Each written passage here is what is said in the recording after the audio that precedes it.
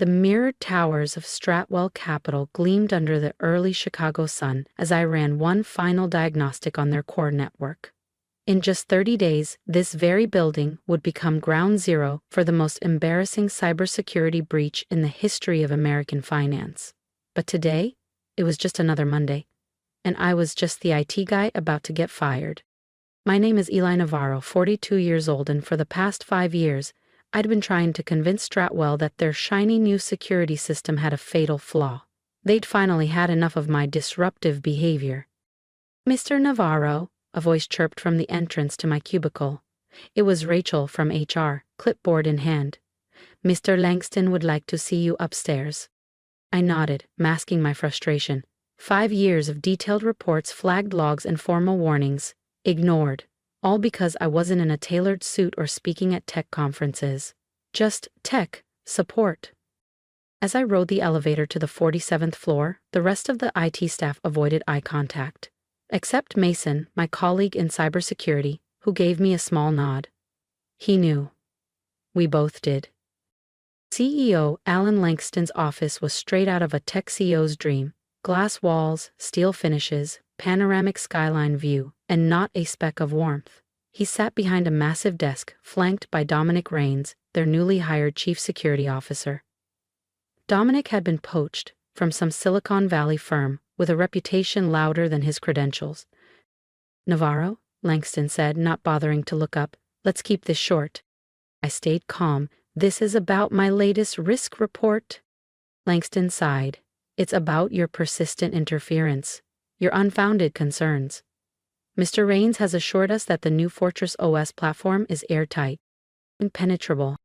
The word almost made me laugh out loud. They hadn't read my logs. If they had, they'd know there's no such thing. "With all due respect," I began, "the flaw I've identified in Fortress OS's core access protocol—" "There is no flaw," Rains interrupted, smoothing his designer tie. "I built that system from the ground up. It's the most advanced platform available." And that was the problem. He built it for press releases, not protection. Flash over function. Langston leaned back. "What concerns us more is your recent outreach to federal regulators. We can't have lower-level tech staff initiating panic over theoretical threats. That kind of behavior puts this company at risk." There it was. I'd gone over their heads. Tried to warn someone? Anyone? Before it was too late. "We're terminating your employment effective immediately," Langston said, sliding a thick envelope across the table. I glanced at the severance agreement. It was generous, a golden gag order. "And your reports?" I asked. Rains smiled coolly. "They'll be archived appropriately. Not that anyone will be referencing the alarmist claims of an IT technician." I didn't argue. I signed. Let them think they'd won. As I turned to leave, Langston added, "You understand, Eli, this isn't personal. In cybersecurity, we need experts, not hobbyists playing with code." I stopped, looked him in the eye. "You're right," I said. "It's not personal. It's professional." He scoffed. "You're a support guy who thinks he's a cybersecurity genius." I smiled. "And in 30 days, when Fortress OS goes live, you'll see what a real vulnerability looks like." Security waited by the elevator to escort me out. Standard procedure. But they didn't realize I'd already secured everything that mattered. Screenshots, logs, backups. External validation. They didn't read the data. But I did. And soon the entire industry would too. Somewhere safe, where they couldn't intercept it, I stored the final encrypted file. In the lobby, Mason was waiting. He handed me a plain envelope with a card from our old team. No words, just signatures. "It's done," he said quietly. "Just like we expected," I replied, keeping my voice low. "You still have access to the test logs?" He nodded. "Everything's in place. The Banking Commission's Cybersecurity Division started reviewing the metadata from our earlier reports." "They're concerned," he said, face grim. "They should be." I turned to glance one last time at the shimmering tower of Stratwell Capital, the place I'd called my professional home for 5 years. I had fought for this company. I had tried everything short of setting off alarms to get them to listen. How long until they see it? I asked. The first signs should show up in next week's stress test. By day 30, he didn't need to finish. I had given them everything: penetration tests, risk assessments, direct analysis of Fortress OS's core vulnerability, but they were too deep in press releases and media campaigns to stop, too busy calling it revolutionary to realize it was broken. Keep me posted, I said, heading for my car. And Mason, be careful, they'll be watching everyone connected to this. He gave me a tight smile. I learned from you, remember? Hide the truth in plain sight. Back home, I opened my laptop and got to work. One report was for the Federal Banking Commission, detailing how Fortress OS exposed customer data under certain network load conditions. Another was for the FBI's Cybercrime Division, outlining how international criminal networks could exploit the architecture to create undetectable backdoors. And the third, labeled Urgent National Impact, was addressed to Rachel Wong, senior analyst at the NSA, who'd offered me a quiet job 6 months ago. She must have known I'd need a way out. As I encrypted the last document, my phone buzzed. Rains, of course. No hard feelings about today. Your dedication to security was admirable, if a bit overzealous. Perhaps a help desk position would have suited you better. I stared at the screen, then typed back. No hard feelings, good luck with the launch. They thought they were silencing a whistleblower. In reality, they'd just set me free. Now I was no longer a rogue employee. I was a cybersecurity expert with documented proof of corporate negligence and a growing list of government contacts who wanted answers. I opened a new terminal window. iPhone, Fortress OS, Anatomy of a Security Catastrophe. Sometimes the best revenge isn't a confrontation. Sometimes it's letting the code speak for itself. Over the next 30 days, Stratwell Capital paraded Fortress OS across media outlets, calling it the future of financial data protection. I worked behind the scenes, feeding findings through secure federal channels, watching the storm build. Mason sent updates through encrypted messages. First stress test, failed. Rains called it a calibration hiccup. 2 weeks in, I was presenting my findings to an FBI cybercrime task force when my phone buzzed again. Rachel Wong, NSA. Really, we're seeing abnormal traffic patterns, exactly like your models predicted. How fast can you get to DC? 6 hours.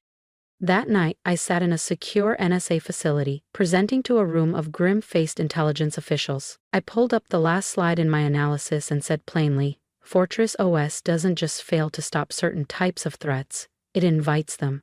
Its architecture creates new vulnerabilities in every network it connects to. I let the silence hang. When they go live, every bank that plugs into it becomes a liability. If we don't intervene, we're not just looking at a breach, we're looking at a potential financial meltdown. And that's when they finally started to listen. Becomes a gateway for attackers, Rachel finished, scrolling through the live data feeds. It's essentially a backdoor into every bank that connects to the network. Exactly, I confirmed, watching the graphs update in real time. And based on these traffic patterns, someone's already found it. The briefing lasted for hours. By the end, multiple federal agencies were mobilizing.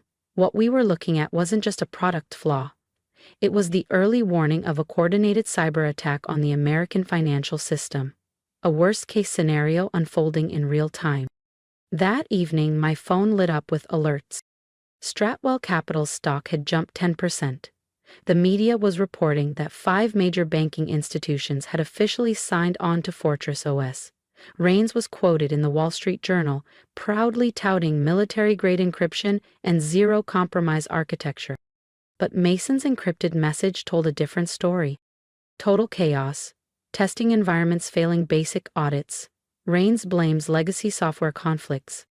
I didn't have time for headlines. I focused on finalizing my master analysis, now bolstered by NSA monitoring logs and FBI penetration test results. Within days, it became impossible to ignore. Fortress OS wasn't just vulnerable, it was practically designed to be exploited. 1 week before launch, the tipping point came. Multiple agencies submitted their findings. Penetration testing revealed the exact failure points I had warned about. The Federal Banking Commission suspended Stratwell's security certification indefinitely. The fallout was immediate.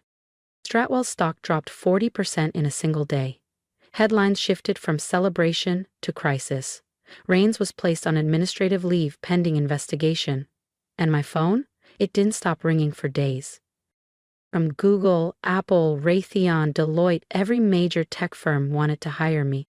I turned them all down.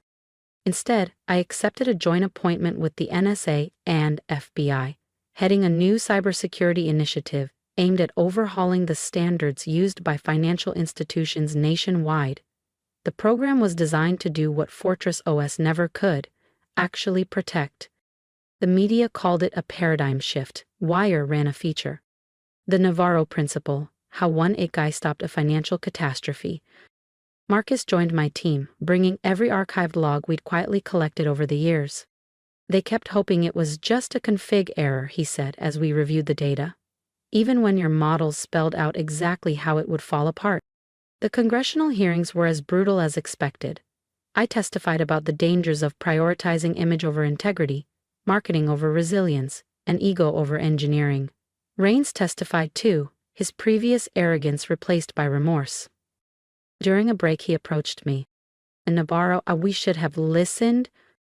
I met his eyes. Yes, you should have. But how did you know? How did you spot what everyone else missed? I didn't hesitate, because I did what real security professionals are supposed to do. I looked for weaknesses, even in the things everyone said were unbreakable. The aftermath reshaped an industry.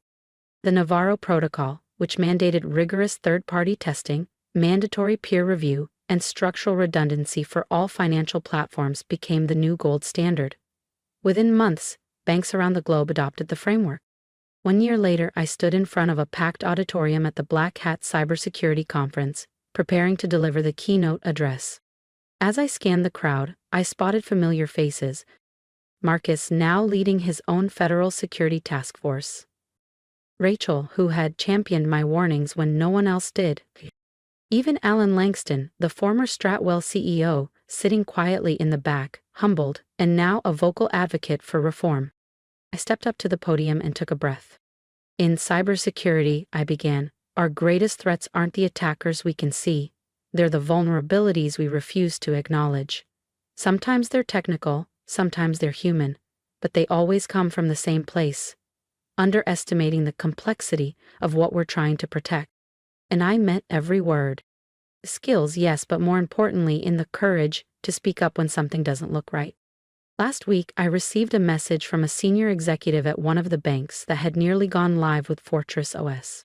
Thank you for risking your career to prevent this. Your warning saved us from a catastrophe we didn't even know was coming.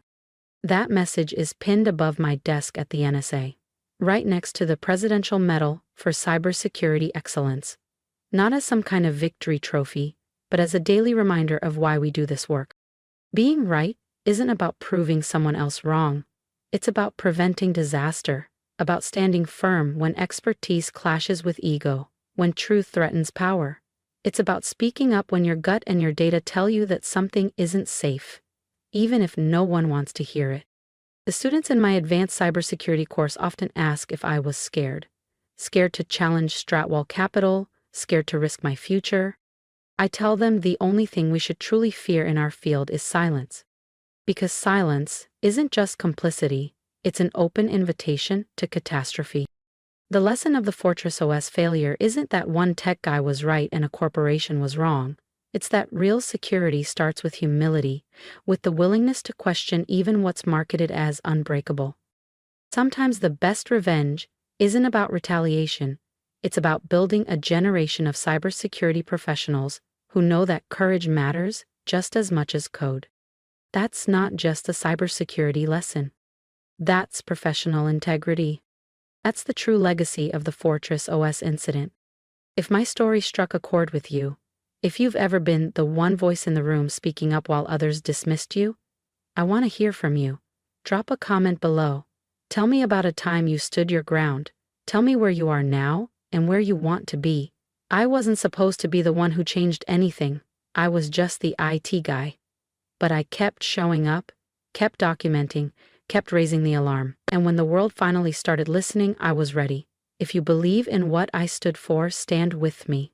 Share this story, not because it makes me look good, but because someone out there needs the reminder that doing the right thing matters, even when it's the hard thing, especially when it's the hard thing. Here's my advice: don't let a title or a lack of one define your worth. I didn't have a C-suite badge, but I had data, facts, and conviction, and when those things aligned, I had enough. Whatever your field, tech, education, healthcare, business, integrity will always be your most valuable credential. Speak up when something feels wrong. Stand firm when others stay silent. Document everything. Protect yourself, yes, but never lose sight of why you started. Because sometimes the difference between disaster and prevention isn't a firewall or a password. It's one person who refuses to stay quiet. One person who sees the crack in the system and has the guts to say, "This isn't safe." Be that person. Be the one who looks beyond the press releases and asks the hard questions. That's how we build a safer, smarter future. One voice, one decision, one moment of courage at a time.